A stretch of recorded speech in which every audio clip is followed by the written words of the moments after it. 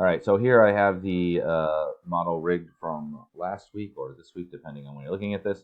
And one of the issues, one of the things I want to change is I want to put all of the head inside of the head thing here. Because if you look right now, it's kind of like, it's difficult to work with all the different elements. So I'm going to put them all inside of there, which means I need to make some adjustments to this. So what I'm going to do is actually just delete some of these bones. So like this one for the brow, I'm going to get rid of that one. The ones for the eyes, the pupils and the other part, and the one for, come on, there we go. Oh, I had it, and then I lost it. There we go, and delete that. That way, those are all now free, so they are no longer part of it, just as proof of concept. If I go to bend this, or this one of these, that's this guy. If I go to bend this guy, you'll see the head goes, but none of the face parts. So we're just going to embed those inside of the head. So I'm just going to grab this one, and the pupil, and the eye, and the brow. Grab all of those. I'm just going to Control X to cut them. Let me double check. Control X. Right, the skull. Okay. Now I'm just going to go inside of this. I'm just going to double click on this, and then I'm going to go ahead and do Control Shift V to paste in place, which actually doesn't work very well. So we're going to undo that. We're just going to do Control V because we don't actually want to paste in place because the placement will be wrong. So, all right. So then I'll just try to match this up. We're just going to have to eyeball it here. Okay. That's successful. With them all still selected, I'm going to right click and go to Distribute to Layers. Now they're all in layers. I'm going to rename this one Head, and I'm going to put this on the bottom. Okay, so now we got the head, and we've got the other elements. I want to do a couple of things with these just to make this a little bit more robust, which will make it look a little bit nicer. All right, so one thing is the pupils here. So if we look at the pupils, you'll see we can move them around, which, oh, we can move them around, but you can see they go outside, right? Which doesn't really, I could be careful about it, and that would probably be fine, but it would be better if they were only visible inside of the eyeballs, just as the pupils actually are. So what we're going to do is that the original way? I think it is. What we're going to do, it actually might make sense to separate these into two separate ones. I'm going to leave them as one for right now, but you might want to just have them as two separate ones. But so what we're going to do is we're going to take the eyes here. I'm going to duplicate that layer. So right click, duplicate layers, and I'm just going to rename it to eyes mask. Then we're going to put that above the pupils. I actually want the brow above that too. The brow should be above everything else. Okay, so now we can't see the pupils because we have this extra one here. What we're going to do is you're going to take the eye mask, we're going to right click on it, and you're going to go ahead and do mask. Now you can see the pupils. But what's important about this is this. So if in order for this to work, I have to unlock the eyes, and I'm going to turn this one off. If I were to move these now, let's say we go like this, see how it's getting cut off? Once we put this back mask and back to visible, you'll see it actually gets masked out. It will only be visible inside of the eye shape itself. So when we go to animate it, you'll have to animate it with it unlocked and turn this off and whatever. But then as long as you lock it back up, the mask will then be visible and it will keep it inside, which gives it much more of a realistic kind of look. And you can do other elements with that as well, depending on what you're into. Okay, so I'm going to undo that real quick. Good, and we'll go like that.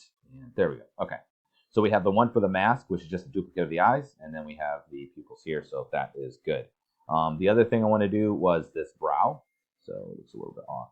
So what I want to do with the brow is I want to make this animatable, but currently I have it as a symbol, which is fine, but that just means I can only kind of go like this, which sort of works, I guess, and I could do like, I don't know, you can't do a whole ton with it. So what we're going to do instead is I'm going to break this apart and then use the asset warp. So I'm going to select this, and then we're going to go to modify break apart.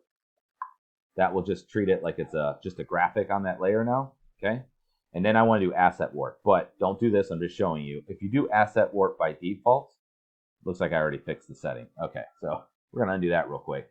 So by default, I don't know if I already went over this or not, but if we go to the edit and you go to preferences, edit preferences, by default, drawing is set to convert to bitmap. And what you're going to see is when you go to do this, it makes it into a bitmap and not a very good looking one. So now it sort of sucks. Now, sometimes you have to do the bitmap because it won't work correctly. But if you can help it and not do it, because that just doesn't even match, it's better to go to the edit preferences, and go to drawing and turn this off. That will keep it as a vector shape, which is obviously preferable. So I'm going to click here, and then I'm going to click here, and then I'm actually going to do one for the thing here as well. So we'll click here to here. That's not what I wanted. We'll just leave it like that. It's fine. I don't need to do that piece. Okay. When you go to do it, I already had this on, but you might not have. Actually, sorry, go back to the pin. Select the bone itself, and I'm just going to use the flexi bone. Now, we could have had that on to begin with. I'm actually going to up the mesh a little bit too, just so the density is a little bit higher. And maybe turn on envelope as well. But basically, flexi bone will allow us now that we can do stuff like this, right? So if I want to make them look angry, I have these Bezier handles, or look sad. We can then move these in order to get that sort of shape, okay? So that'll give us kind of a brow control, which will be handy, okay? So that will be our brow control in there. That looks acceptable. We are going to do some stuff with the mouth, but I'm going to come back to that in a second. First, I'm going to do the hands. Yeah. I'm trying to think if I want to do stuff with the head here. We'll leave the head alone. So I'm going to go back to scene, and I'm just going to do the hands first so that you can see what we're doing, and then from there you can apply it to other things. So I'm going to grab one of these hands. I'm going to go inside of it. Now notice that when we made these, we made them all graphic symbols. They're not movie clip or button. They need to be graphic in order for this method to work. So I'm going to select this. I'm going to go inside of it. And basically what I'm going to do is I'm going to draw different hand shapes for each frame. So I'm going to click on here. I'm going to hit F7 to create a blank keyframe, or you right click, insert blank keyframe. Okay, so now I have a blank one. And I'm going to do wireframe, or not wireframe, sorry, onion skin. And then I'm going to do this outline view, so that way I can see it better, because this makes it kind of hard to see. Okay, so we're going to do that. And then I'm just going to draw different hands. So you're just going to want to draw whatever hands that are useful for you. So I don't have a tablet with me right now, so I'm just going to be drawing these with this just kind of similar. Okay, so I'm on that frame. All right, so now what we're going to do is we're just going to draw the different ones. So I would imagine that I would need a fist, perhaps. So I'm just going to kind of draw a fist. That was not very good. I'm doing it with a mouse, so some of you might also be doing it with a mouse. But I don't draw with mice anymore. There we go, like that, and then we'll just kind of go around like so. Okay, I'll turn this off, and then you can see there's my hand, and I'm just gonna grab the free transform, and that way I can kind of manipulate it. I'm just gonna hold Control to kind of squish this a little bit more the way that I was looking for. Let's push it this way a little bit. Okay, so I'll say that's one, and I'm gonna do another hand. Imagine I did a good job. So I'll click over here. This time I'll just right click, insert blank keyframe, same thing. So I'm again going to put it on outline mode so I can see a little bit better. And once again, I'm just going to use this brush. Just use the same thing you did to draw the rest of your lines. And this one, what we'll do is I'm just going to draw a pointing finger. So I'll just kind of not like that, because that looked terrible. We'll go like this.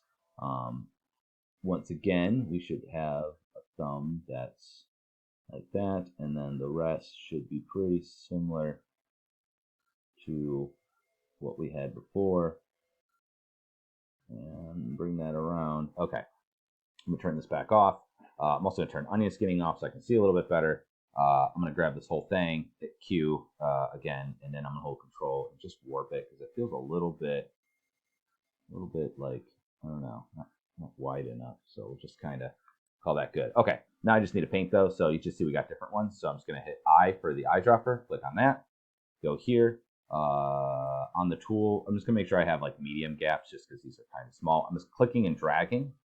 Go to the next one. You can go to between your frames by using the less than and greater than symbol to the right of the M key. So that might be easier. Just go like this instead of having to drag it. Okay. So you would want to do as many as you have. I'm also going to, I guess it doesn't really matter if that's under, because that's behind that. So we'll leave the black lines. Okay. So now, if we were to play our thing here, what you're going to see is, I'm just going to make this 1 second. Don't do this. I'm just showing you. So I'm going to hit F5. What you're going to see is that it is going to constantly play, because that's what it does by default. We want to turn that off. So what you do is, this part I do want you to do. Select the symbol here, the hand symbol. Make sure you're on object, and then you'll see it's going to loop constantly. Instead, I want you to switch to play single frame for a graphic.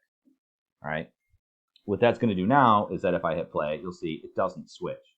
But what we can do, the reason we draw those hands, that now we have those hands available to us at any time.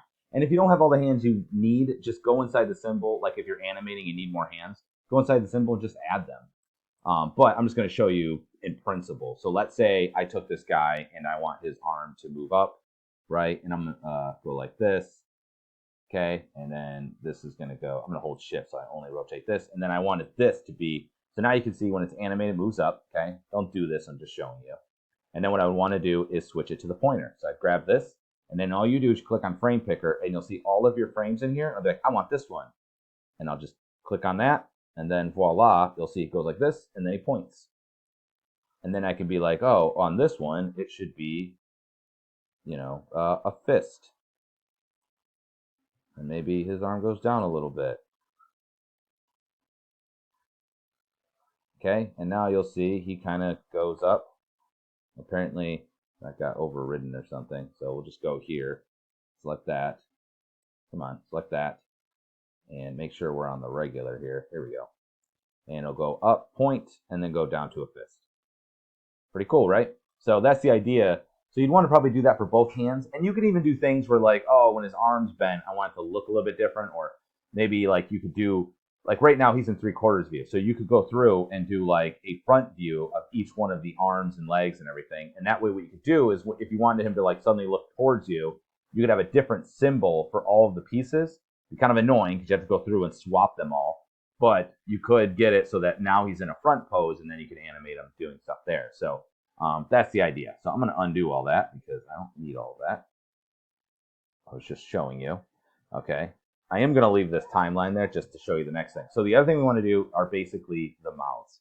So inside the head, go to the mouth, go inside. Once again, it's a graphic. Go inside the mouth, and then you'll see that the mouth will, we need to basically make certain mouth shapes for this, for every frame, just like we did before. But I'm going to do it a little bit differently. I'm going to start that in a different video.